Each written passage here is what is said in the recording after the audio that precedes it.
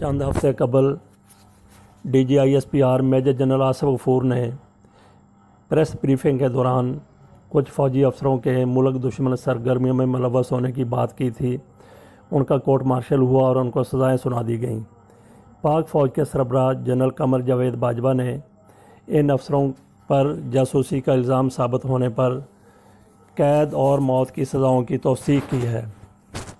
ISPR के मुताबिक सज़ा पाने वाले अफसरों में एक रिटायर्ड लेफ्टिनेंट जनरल इकबाल, एक साबिक़ ब्रिगेडियर राजा रिजवान, जबकि एक सिविल अफसर वसीम अकरम शामिल हैं। ISPR के मुताबिक ये अफसर गैर मुल्की खुफिया एजेंसियों को हसास मालूमात फराहम करने में मुलव्वस थे। इन पर जासूसी का इल्ज़ाम साबित हुआ, जिसके बाद इन्हें सज़ाएं दी गई हैं। Retired lieutenant general Javed Iqbal को 14 साल कैद बमुशक्कत, जबकि ब्रिगेडियर राजा रिजवान और डॉक्टर वसीम अकरम को, जो एक हसास अदारे में बतौर इंजीनियर तैनात थे, मौत की सज़ा सुनाई गई है। लेफ्टिनेंट जनरल जावेद इकबाल उस वक़्त फ़ौज का हिस्सा थे जब जनरल इशफाक परवेज़ यानी आर्मी चीफ थे। अपने फ़ौजी कैरियर के दौरान उन्होंने बतौर ब्रिगेडियर 111 ब्रिगेड की कमान की थी। बतौर मेजर जनरल वो डायरेक्टरेट जनरल मिलिट्री ऑपरेशन जैसे नहायत अहम ओहदे पर तैनात रहे। मुल्क भर में होने वाले फ़ौजी ऑपरेशन की मनसूबाबंदी फ़ौज के इसी डायरेक्टरेट की ज़िम्मेदारी है। उन्होंने बतौर लेफ्टिनेंट जनरल बहावलपुर कोर की कमांड की, जबकि स्टाफ अपॉइंटमेंट में वो जज एडजुटेंट जनरल तैनात रहे। यही फ़ौज का वो शोबा है जो फ़ौज में डिसिप्लिन और एहतसाब का अमल बरकरार रखने का ज़िम्मेदार है और किसी भी खिलाफ वर्जी की सूरत में फ़ौजी कवानीन के मुताबिक सज़ा का तयन करता है। इन्हें जासूसी के इल्ज़ाम में 14 साल कैद बमुशक्कत की सज़ा दी गई है। दूसरी जानब साबिक़ ब्रिगेडियर राजा रिजवान ने ब्रिगेड की कमांड के अलावा जर्मनी में पाकिस्तान के दफ़ाई अताशी तैनात रह चुके हैं। इन्हें मौत की सज़ा सुनाई गई है।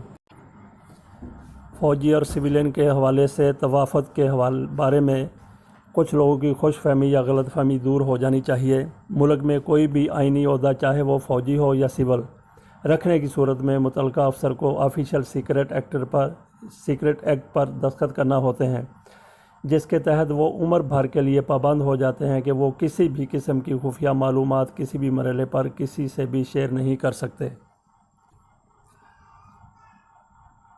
पाक फ़ौज में manual of Pakistan military law के मुताबिक जासूसी की सज़ा मौत या उम्र कैद है। सज़ा का तयन फील्ड जनरल कोर्ट मार्शल करता है, ताहम सज़ा का तयन जुर्म की नौयत पर भी मुनहसर है। फ़ौज के अंदर एहतसाब का निज़ाम नहायत मजबूत है और फ़ौज की बका इसी निज़ाम की मजबूती पर मुनहसर है। एहतसाब में किसी सूरत किसी को भी रियायत नहीं की जाती। ख्याल रहे, फ़ौज में हसास ओहदों पर तैनात तमाम एहलकारों को मुल्क की खुफिया एजेंसियाँ बाकायदा मॉनिटर करती हैं। फ़ौज में जासूसी जैसे जुराइम बहुत ही कम हो, ताहम ऐसा जुराइम का इर्तिकाब करने वालों से किसी किस्म की कोई रू रियायत नहीं की जाती।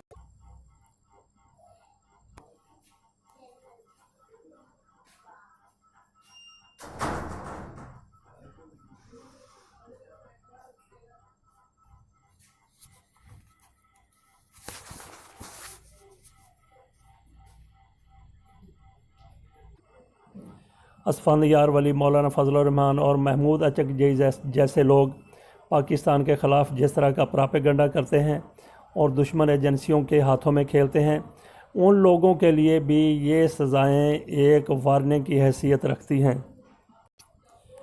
गुज़श्ता दिनों इस्लामाबाद हाई कोर्ट के एक जज ने पाक फ़ौज के ख़िलाफ़ जो कुछ जहर उगला था, वो भी उनको उसकी सज़ा मिल चुकी है। ताहम एक और जज भी, एक या एक से ज़्यादा हैं, जो पाक फ़ौज के ख़िलाफ़ वो बातें करते रहे जो दुश्मन का बयानिया है, जो राह का बयानिया है, जो मुसाद का बयानिया है। ऐसे लोग भी इस जद में आ सकते हैं, ऐसे कवानीन की जद में आ सकते हैं जो मुल्क दुश्मनी और गद्दारी के ज़ुमरे में आता है।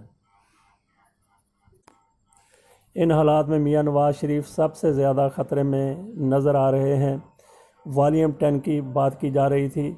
वॉल्यूम 10 जब ख़ुद JIT के टीम ने कहा कि इसको ना खोला जाए, तो इसके ऊपर मुस्लिम लीग नून की तरफ से कहा गया कि हमारी बरियत के सबूत सारे इसी में हैं। जजों ने मियां नवाज शरीफ के वकील को वॉल्यूम 10 की कुछ कापियां दिखाई। उन्होंने कहा कि आप खुद देख के बता दें, अगर आप चाहते हैं तो अभी इसको खोल देते हैं। लेकिन मुस्लिम लीग नून के वकील मियां नवाज शरीफ के वकील ने कहा, उन्होंने तायद की कि इस वॉल्यूम को ना खोला जाए। उस वॉल्यूम में क्या कुछ हो सकता है? उस वॉल्यूम में यही कुछ हो सकता है जो कुछ पाक फ़ौज के ख़िलाफ़ जो प्रोपेगेंडा किया जाता रहा और जो डॉन लीक्स में जो कुछ कहा गया, इससे मिलते जुलते उसमें सबूत पड़े हुए हैं।